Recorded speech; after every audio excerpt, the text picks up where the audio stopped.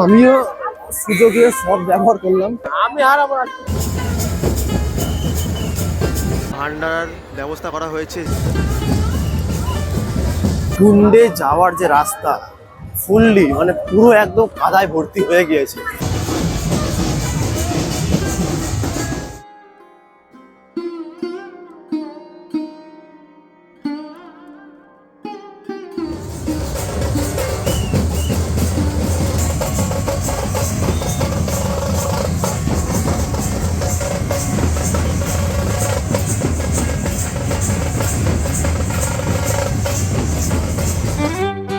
সতেরোই মার্চ 2026 মঙ্গলবার।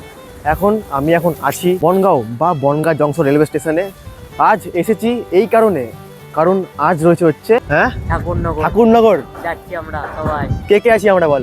আমাদের একটা গোটা টিম আছে, এখানে আছে সুজয় দা আর সৌভিক দা আর আমি শঙ্কর। এই তো সুজয় দা, মানে আমরা তিনজন নাই, আরো অনেকে রয়েছে, মানে একটা ধরতে গেলে পুরো একটা দল। আর একটা সমস্যা হচ্ছে এখন প্রায় 12টা পার, মানে 12টা এখন 28 বাজে।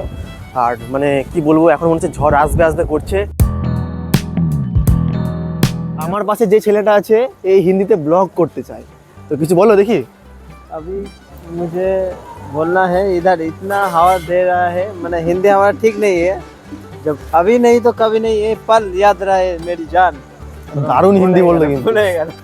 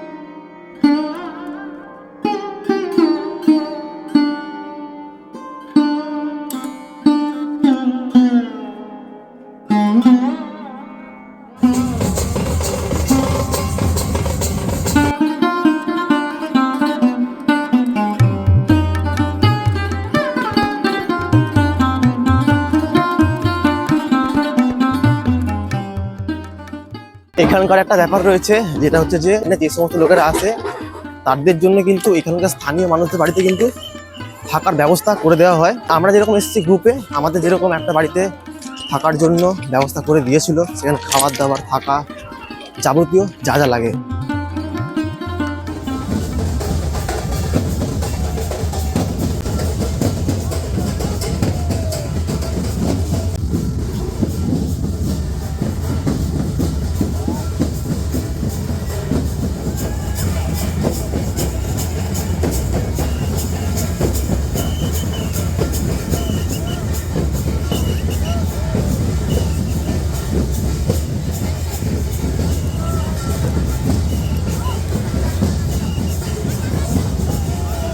আর যে লেভেলে ভিড় রয়েছে না, মানে কোনো কথা হবে না। কুম্ভ মেলাকেও কিন্তু টেক্কা দেওয়ার মতন ভিড় করতে গেলে, ঠিক আছে?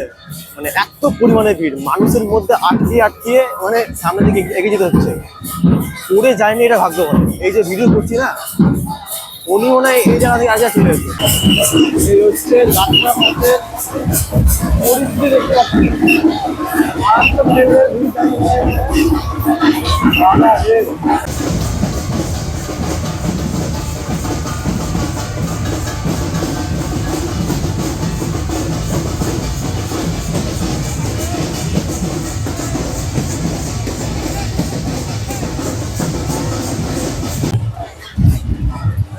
কুন্ডে যাওয়ার যে রাস্তা ফুললি মানে পুরো একদম কাদায় ভর্তি হয়ে গিয়েছে। মানে কোনো পরিস্থিতি পেলাম না যে কুন্ডের সামনে যাব আর তোমাদের ভিউটা দেখাবো। বিরাট লাইন পড়েছে। এরকম ভান্ডার ব্যবস্থা করা হয়েছে যেখানে অনেক দর্শনার্থীরা এসে খাচ্ছে। যে রাস্তা থেকে কিছুক্ষণ আগে আমরা আসলাম, সেই রাস্তাটা মানে এত পরিমাণে জাম, তার জন্য মানুষ এখন শর্টকাট নিচ্ছে। এটা হচ্ছে প্রাচীর টপকানোর লাইন তো না, ছোট থেকে শুরু করে বড় সবাই পাখির টপকাচ্ছে। আমিও সুযোগে সব ব্যবহার করলাম। এই অনেকক্ষণ আগে থেকে শুরু হয়েছে, এখন আসার শেষ হয়নি। এখন আমি বাড়ির পথে, এখনো কিন্তু লোকেরা আসছে দেখতে পাচ্ছি। আর ভিড় কিন্তু মারাত্মক লেভেলের, এই পরিমাণে ভিড়।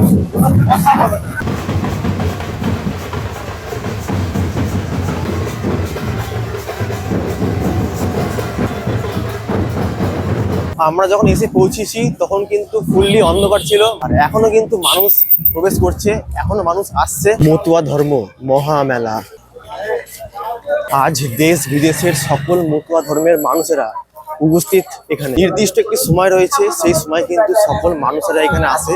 আর এখানে কিন্তু একটি মানে খুব পবিত্র একটি কুণ্ড রয়েছে, সেই কুণ্ডতে পুণ্য স্নান করার জন্য কিন্তু এখানে সকল মানুষেরা এই সময় আসে। আর ঠাকুরনগর যখন আসি তখন স্টেশনে নামার পর কিন্তু কোনো রকম ভিডিও করতে পারিনি, মানে এত পরিমাণে চাপ ছিল, মানে এত পরিমাণে লোক ছিল। তো ঘোরা কমপ্লিট বলবো না, এবার আমরা যাবো হচ্ছে মেলা দেখতে। তো স্টেশনের পাশ দিয়ে যাবো, আর এখন চলে এসেছি ঠাকুরনগর রেলওয়ে স্টেশনের একেবারে সামনে।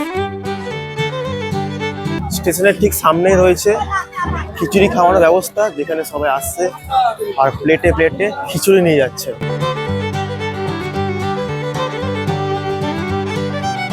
স্টেশনে উঠে স্টেশন পেরিয়ে এখন যাচ্ছি মেন মেলার কাছে, যেখানে নাগরদোলা থেকে শুরু করে খাবার দাবারের দোকান এবং সমস্ত কিছু রয়েছে।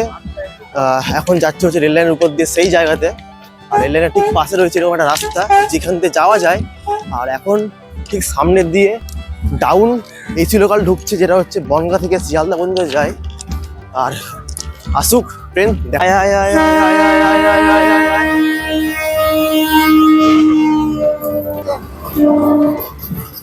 রাস্তাতে তো অনেক ভিড় দেখলাম।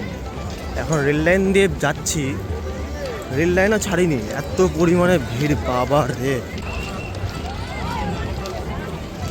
রেল লাইন দিয়ে প্রায় 1 কিলোমিটার মতো রাস্তা হাঁটলাম, আর এখন অবশেষে এসে পৌঁছালাম সেই জায়গায়।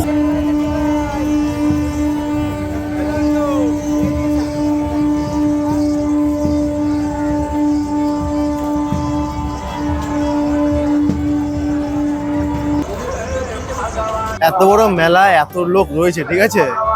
এই যে আমাদের পার্টনার, সে কিন্তু হারিয়ে গিয়েছিল, অবশেষে খুঁজে পেলাম। এবার তুই হারাবি, আমি হারাবো না। মেলাতে আসলে এরকমটা হয়। ট্রেন লাইন ছেড়ে নিচের রাস্তাতে এসেছি, এবার যাচ্ছি মেলার ভিতরে।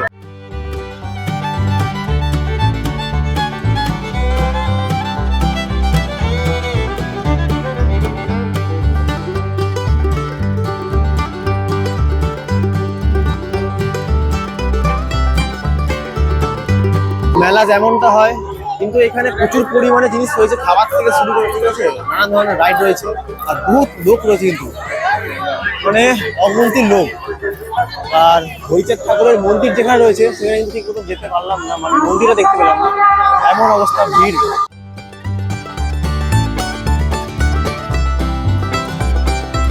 সবাই এত পরিমাণে ক্লান্ত হয়ে গেছে, এখানে বসে পড়েছে।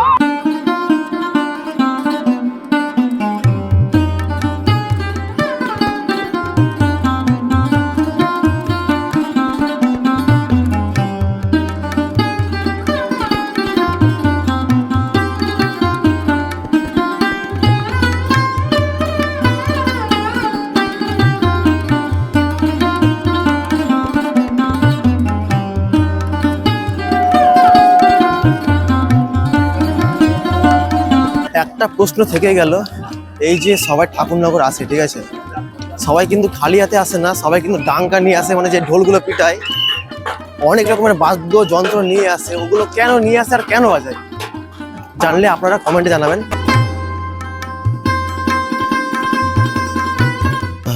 পৌঁছে গেছি বাড়িতে। আমার এটা কিন্তু প্রথম ঠাকুরনগরে যাওয়ার ভিডিও ছিল, মানে এবারে কিন্তু আমি প্রথম ঠাকুরনগর গিয়েছি।